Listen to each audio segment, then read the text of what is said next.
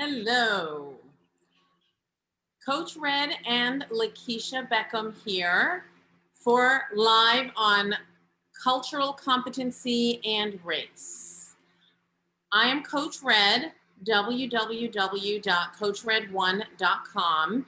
Go over there and subscribe for my newsletters, and you'll be getting some great information on parenting and also on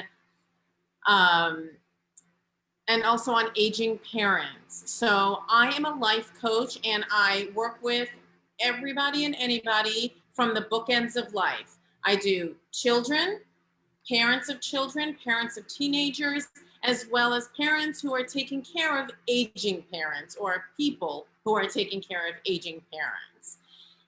So it's very exciting for me to be talking today with Lakeisha Beckham. Oh, before I do that, I also have a YouTube channel, and that's on my personal name, Rochelle Strauss. Go over there and check it out. You will find a plethora of videos on various topics, co-parenting, various children topics, and you will also see topics on aging parents, as well as this video. You're going to see that too once we're all done.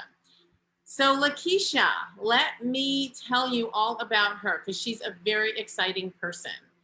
Lakeisha is a native of the Bay Area, and for those of you who don't know, that's California. She has two sons.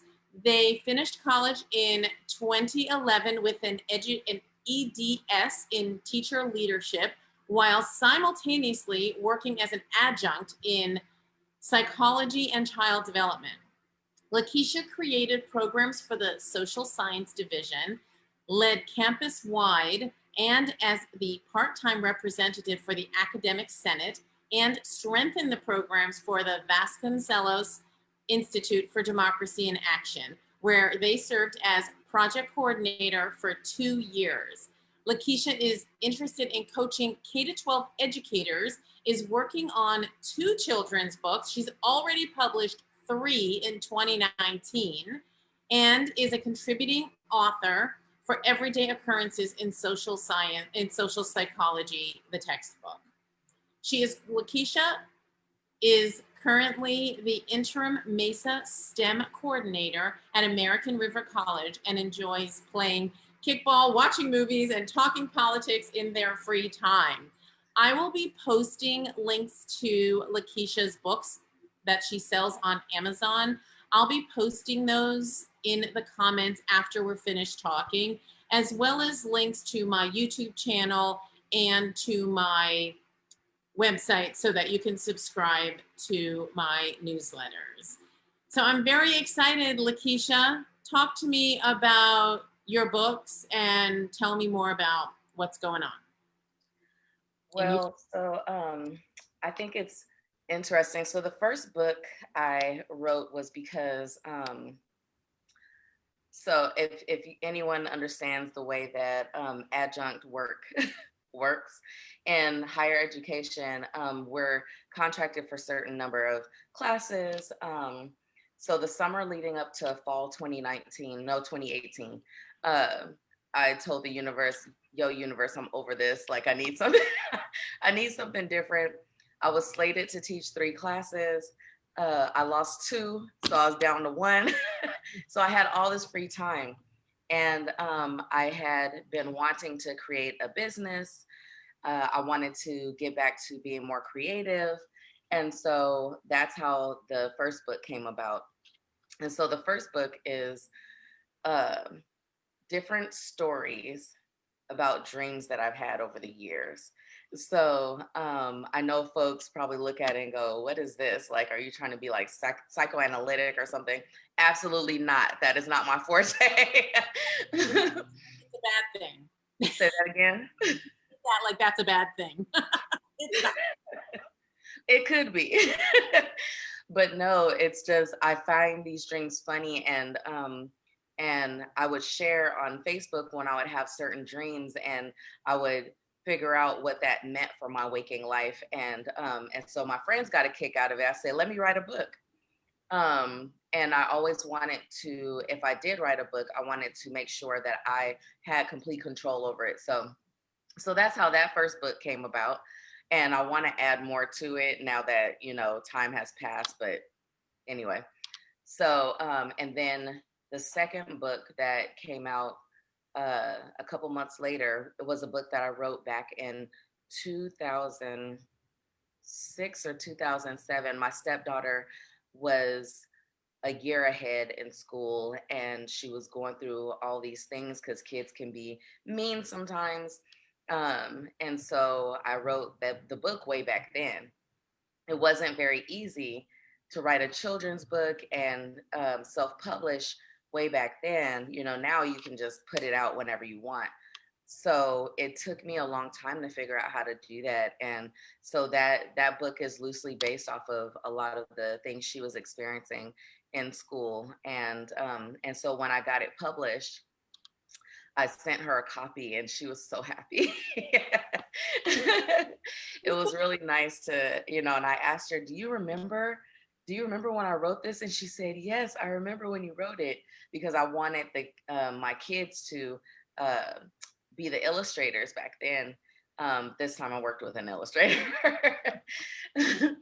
And then third book that came out almost exactly a year ago was a book of poetry and quotes that came from me. And I was told way back in high school that I should publish some of my poetry, but I was in high school. I had no idea how to get that done. And the English professor who told me, I was just like, can you help me? She was my diving coach. And so we weren't even at the same high school. So, so yeah, now I got the courage to do that, and that was cool. And for anyone out there, wondering like about that process, we can talk. Um, but it was really scary for me because I'm a person who tends to be in the background, and I'll do all the background work, set up programs and, build curriculum and stuff. But to be the person in the front it was so scary. Now it's way easier for me, but oh my goodness, I've come a long way in like a year and a half. Yeah, I can totally relate to that. Although I'm a super extrovert, I still, as far as business goes, like to be in the background and maybe do something online so that if I make a mistake, my face isn't out there making a mistake. Right. I can so relate to that. Let's start talking about our topic today, which is cultural competency and race. The first thing that I want to say before I ask you our first question is, let's talk about our similarities, because we've touched on that. And you're an author, I'm a wannabe, so I will be talking to you about that at some point soon. And I have two daughters, you have two sons. It seems like we are more alike. We're both female, which is, a category in itself. So we do have some similarities. And I think that it's important when we talk about cultural competency and race is that the first thing we do in the human race is that we look for similarities and how we are more alike than different. We're not talking about religion and politics, but my religion plays a big part in my life. So I'm also going to say that I'm a Jewish woman, and that's a minority in itself. And there's plenty of anti-Semitism, like anti-racism, that I can relate to being persecuted as well in my lifetime, in my life. So I feel like I can relate. And I do want to mention this. I married an African-American man who's Jewish. So he's a unicorn. And Sammy Davis. another unicorn, but not as cute as my husband. Right. So, but I didn't marry him to be like a token. So I almost didn't even want to bring it up today, but you know what? I love him. He's part of my life. And so I feel qualified to really understand racism because I've seen certain persecutions and injustices personally, just being in a biracial relationship. So I feel like I'm on the side of humanity, and I don't look at people based on their skin color, and it hurts me what's happening right now in society. So I really want to have this conversation so that people will see that I care, and so that maybe you and I, can instill empathy and care in other people who are watching this. So I'm getting a little emotional. I didn't expect that. um, but this is It's this. a heavy, you know, it's a heavy It, discussion. It's a heavy topic, and it takes time, you know. And I think as human beings in westernized culture, or maybe I should just say United States culture, you know, everything is kind of rush and like get it done now. And sometimes we just have to sit in it and kind of do a little bit more reflection. And there's nothing wrong with that, right? So the seed planter. That's what yeah, we're calling this. A seed yes, yes. planter.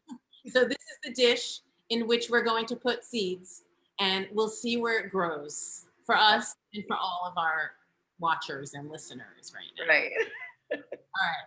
So I guess I'm feeling poetic and emotional at the same time. Well, you know, when we had our conversation a couple of weeks ago, we were talking about how when it comes to food, for example, right, that can be risky for some people, and both you and I were like, we'll eat all the stuff. um, I will try most things one time, right? Because I don't know if I'm not gonna like it unless I try it. And that's kind of what I set up with my children as well. You know, like you have to taste it at least once, because just looking at it, you don't know. Um, and I think everyone should be like risk takers like that, right? And you also learn something about culture, you know, diverse cultures by trying different types of foods, right? That's, It can be fun. I mean, why yeah, let not me. put together a food party? Right, right. And I got to tell you a funny story. So for many years, this stopped in the last couple of years, but for many years, I had giant Passover seders, and I would invite many friends who were not Jewish and from various cultures to my Passover Seder. And we did all the rituals and we gave them everything, explanations of everything.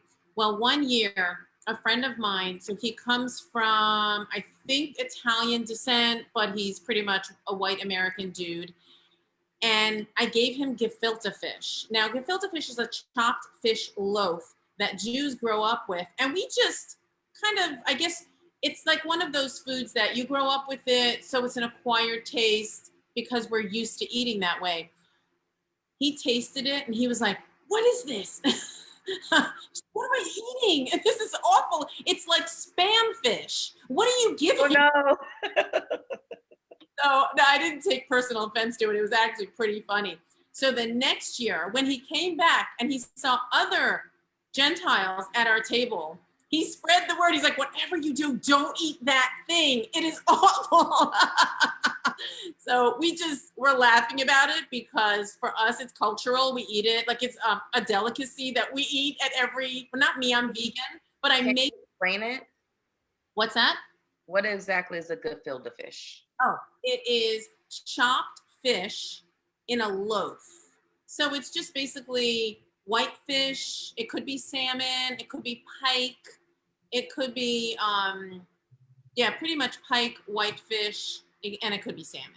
And And it's you chop it up in a loaf and you mix it with eggs and some spices and the loaf, and then you slice it like a cake and you eat the slices. And some people will put like a carrot topping on it or something. So that's it. Or horseradish. I eat beets. okay. I'm vegan now, so I don't eat that stuff, but I still serve it. And like holidays come, and my husband's not vegan, so he eats fish. So I'll make it for him. It's pretty funny though that food unites people. You know, we all, I guess, do you have a food that is culturally something you eat that people will look at and say, "Oh my God, what are you eating?" Or not really? I, I don't think so, because I'm not. Are you when American, like from way back? because like for certain, oh, like certain folks will eat very southern dishes, you know, like chitlins and stuff. I don't eat chitlins. I think it's just so gross. And so for those of you who don't know, you can Google chitterlings, but it's pig intestine. I don't. I won't eat tripe either. So yeah, which is stomach lining. Like yeah. We have something similar that now it's made artificial. It's called kishka, which is intestines. And I'm not even sure if at some point it was just the cover that was used and the food was in it. I'm not really sure what it was, but it's not like that anymore. Right. Flour, and you can make it with beef fat. It's like a whole different thing. Right. So these are the things that like make people human, right? It's the food we eat and it makes us like anybody else. So what's cultural competency? Like what does it even mean?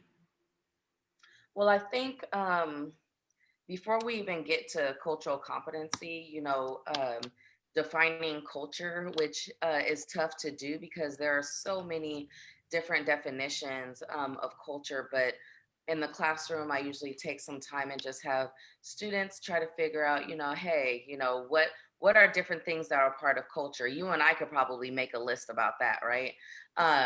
And so perhaps it would be food, right? That's a part of culture. It would be dance, that's a part of culture. It would be storytelling, that's a part of culture, right? And so understanding that in essence, we are all multicultural because most of us do not live our entire worlds inside of the home that we are raised in.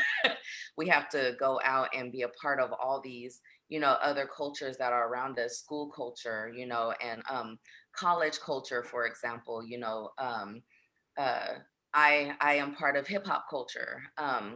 And we could have a whole conversation about the difference between rap and hip hop, but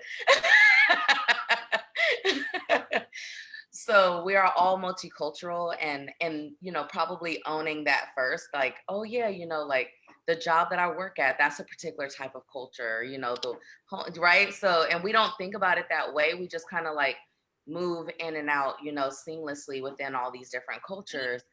Because I dance salsa. So I'm Yeah, that culture too. I know, right? I don't look like it, but whatever. But I love salsa. I'm part of that culture too. You're right. I'm Yeah. multi. And then taking salsa, well then I'm sure you've learned something about um the like where it came from and why it came to be what it is, and right, and so because you're having fun taking part in it, it doesn't seem like that big of a deal to learn something about another culture. Nice. And And that's so, so, and that's so what makes people get along a little bit better. Like I'm not afraid of a Cuban because I can dance like them, or like I'm afraid of a Dominican because I love their bachata. It's like you're right. It takes the secrecy of another culture away, and yeah, that's what brings humanity more together. right, That's because I good. think we get uh hooked up, or not hooked up, but we get hung up on the politics of different countries versus paying attention to the people, right? And Yeah. so anyway, Sorry. so That's so now we have cultural awareness. so cultural awareness. Yeah, and then you can start to focus on cultural competency. And so, what that means is having the ability to understand people of different cultures or ethnic groups. Um, but in doing so, you're also reflecting on, um, okay, so you're hearing their stories. So now you're reflecting on, are there similarities and things that I went through that can add to this bi-directional thing that I'm trying to create, right? So um what you're saying is the first step to looking at what you're trying to create is to find a place of connection and possibly empathy. Is that or correct? um Or thinking resonate? about yourself, because a lot of us do not think about self and where we've been and the experiences we've had. And then when you start to get to know other people of other groups, well then um it's a constant reflection piece, right? That a lot of us aren't used to. And so, where have I heard this before? For example, because I'm a community college professor, I have different students in my classes all the time. The first college I worked at, we had a huge international student pool, and so I learned a lot from them.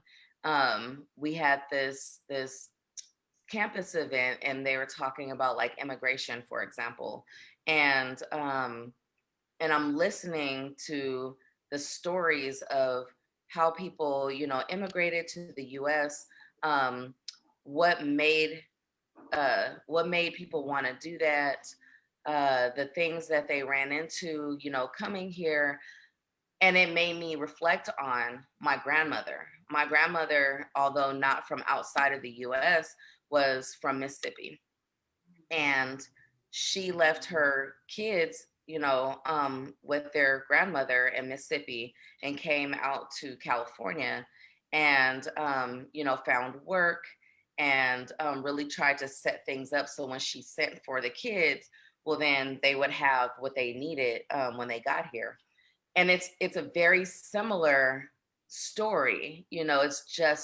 Not um, it's just not a story that comes from outside of the US, right? Yeah. And I had never thought about it before until students were talking about it. I was like, whoa, like I get that connection. Yeah, it's still a shift. It's still a change. Yeah.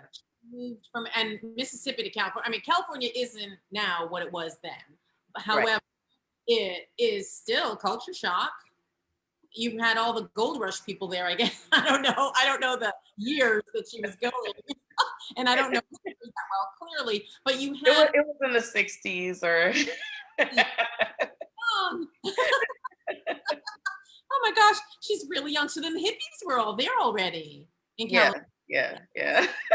I mean, they weren't all over California, but. That's so funny. I'm thinking golder. Like my grandparents are. Oh, they're gone. Yeah. Funny. So yeah, that's another thing with cultural competency and everything else. Do not make assumptions. That part. Yes. Rule number one. Ask questions. I mean, honestly, I like when people ask me questions, instead of just assuming that they know who I am based off of what I look like, right? And so I'm glad that, you in the beginning of our conversation today, you let everyone know, like, this is my background and stuff, right? And for me, I wouldn't say that it's a little more complicated, but complicated because of history and not really having the advantage of paperwork. And so, trying to find your identity in different ways. What did you say? I didn't hear what you said. Not having the benefit of what? Oh, paperwork. Oh, paperwork. Yeah. And so, you get stories that are passed down to you, and you try to put things together. It's easier to do now with the internet and different entities and organizations that are trying to now construct and find uh, like old birth certificates and stuff, so that we can find like our relatives and things of that nature. But I call myself Black Indigenous, and I'm actually Black, white, and Indigenous. And that's, a historical thing for a lot of Black people in the United States. And so being multi-ethnic is something that we all are, but society only places you into that one little box, right? So There was a star, and I don't remember. Oh, no, not a star. Megan Merkel. What's her? What's the print? You're talking about the princess, Meghan Yeah. Merkel?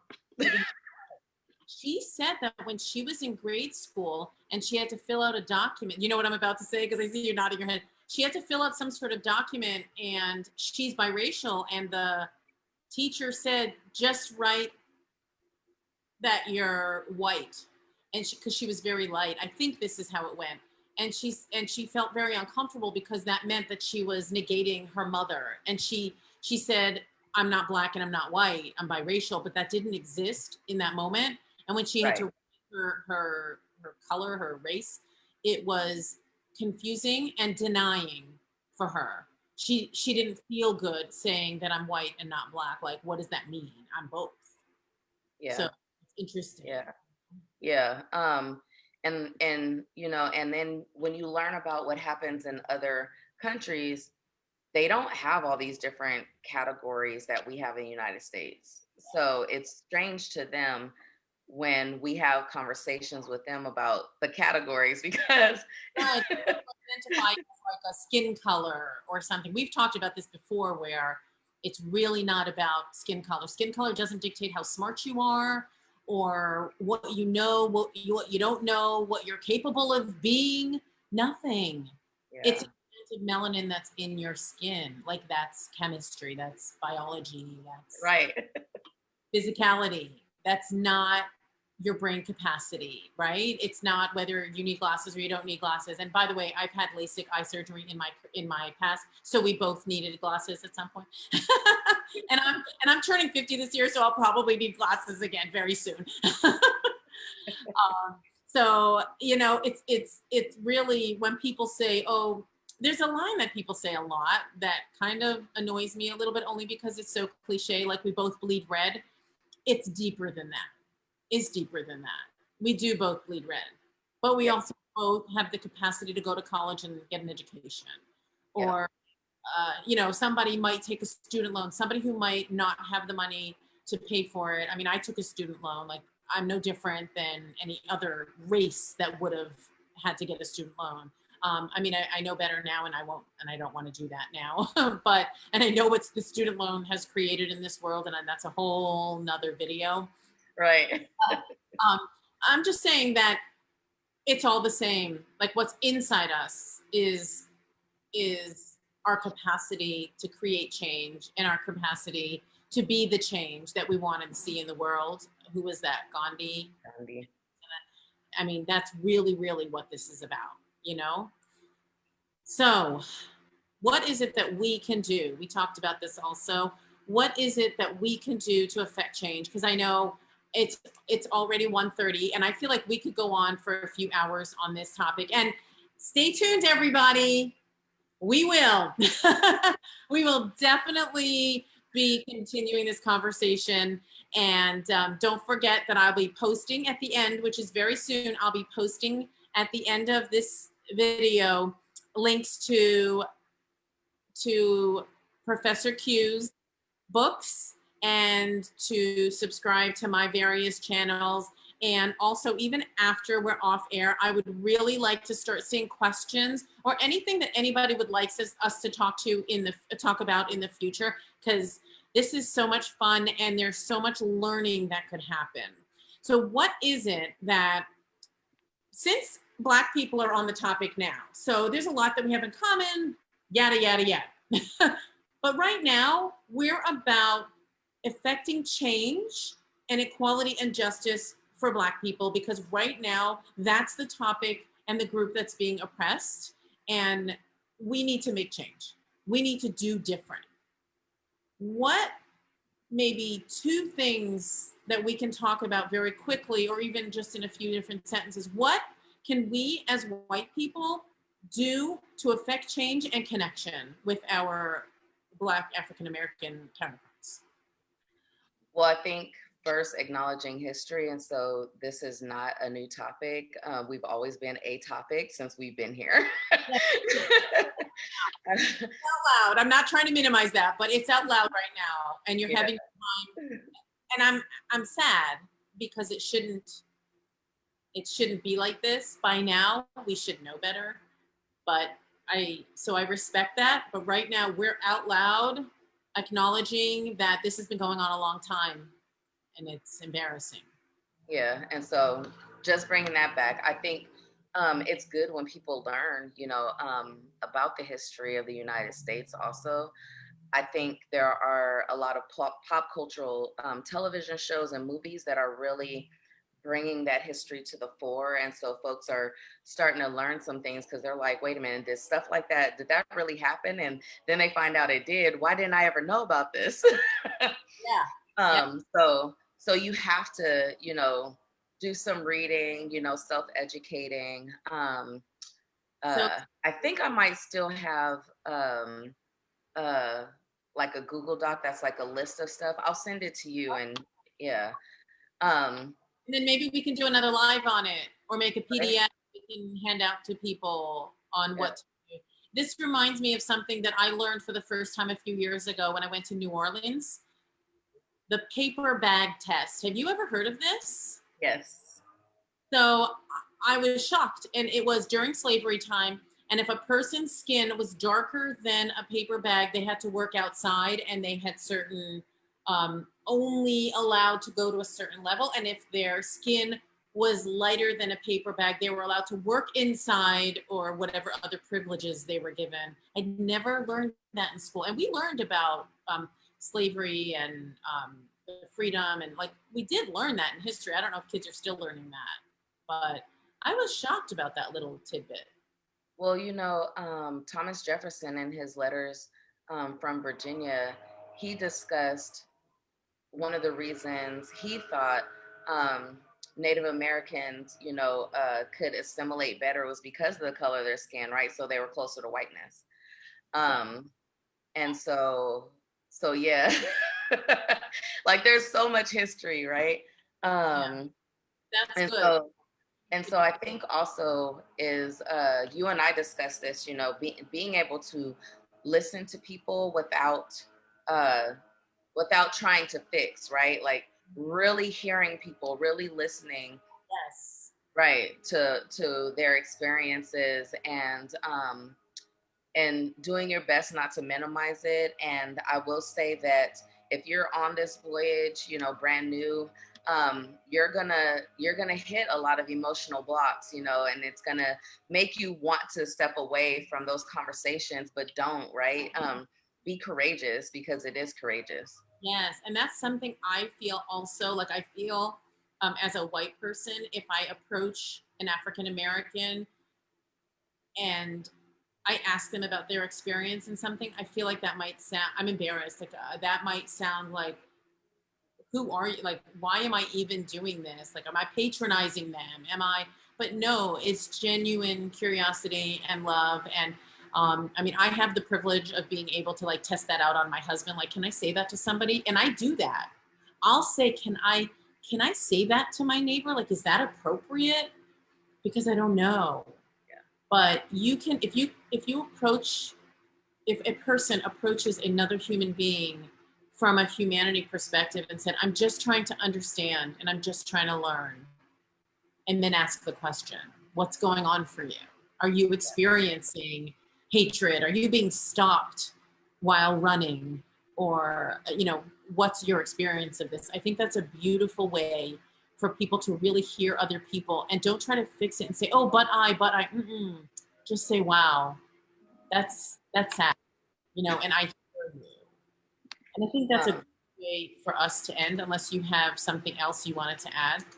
yeah, just know that a lot of people are hurting, and um, even for myself, it can be overwhelming some days. And so if folks don't want to talk about it, give them some time to come back to you and want to talk about it.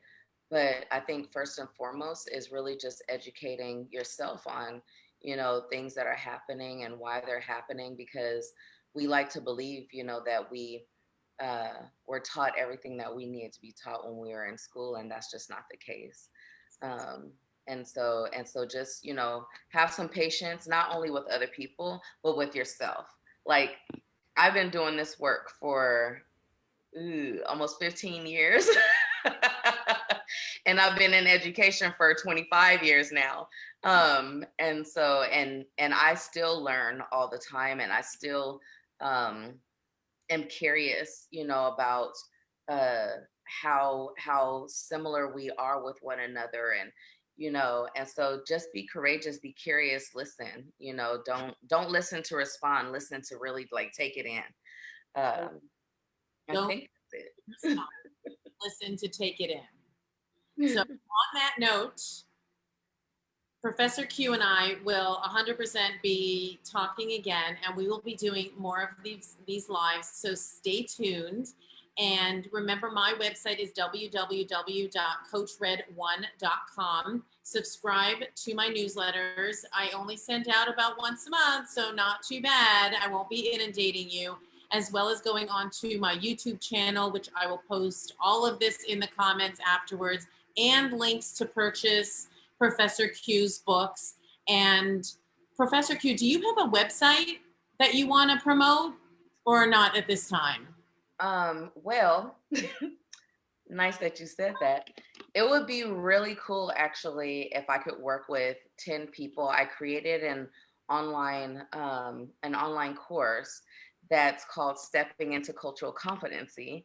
And and so if 10 people would like to try it out, it's a 4-week course. And you could try it for free.